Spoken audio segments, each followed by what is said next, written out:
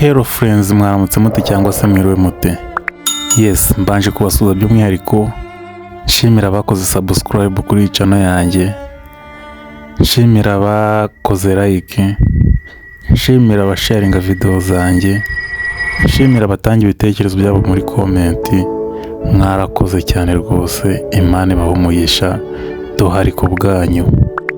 Yes, uno munsi ntabatindiye, reka mbabwire ingingo y'ikiganiro tugiye kuvugaho.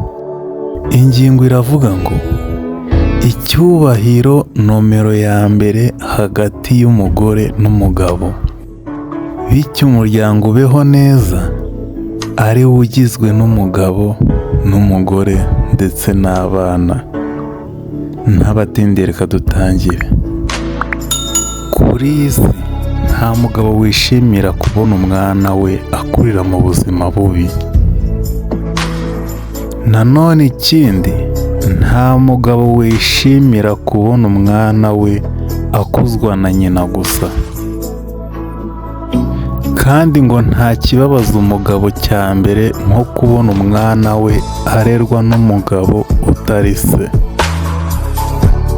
Gusa 50% ku bagore nibo batuma abagabo bajugunya abana babo kubera agasuzuguro babashyiraho. Ngo kuko akenshi batekereza ko kuba barabyaranye n'abo bagabo yuko ari igikorwa gikomeye mu buzima bw'umugabo. Hakaba ariyo haturuka iyo ntandaro yo kuvuga ngo babasuzugure uko biboneye kubera ko babyaranye. Inama y'umunsi: umugore wese utekereza ibi bintu cyangwa se ukora ibi bintu, aka kantu ngiye kuvuga agashyire mu mutwe we, nikanamucika asubize video inyuma akumve neza. Ni ingenzi.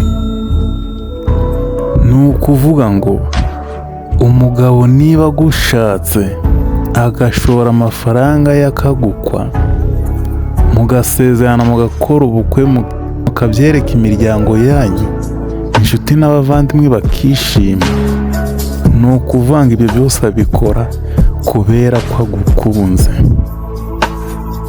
Ntabwo abikora kubera ko akwanga, abikora kubera ko agukunze. Kandi ntibivuze ko aba yarabuze abandi bamubyarira. Mu by'ukuri rero, murekeraho akanyaro ku bagabo banyu, cyangwa se murekeraho agasuzuguro ku bagabo banyu. Niba ikiganiro kigushimisha cyangwa hari icyo ukuyemo, kanda subscribe, kanda like, usharinge iyi video ku bagore bagenzi bawe cyangwa ku bagabo bagenzi bawe, hanyuma wandike muri komenti igitekerezo cyawe. Niba video yagushimishije, wandikemo ijambo "Good". Murakoze, naho ubutaha.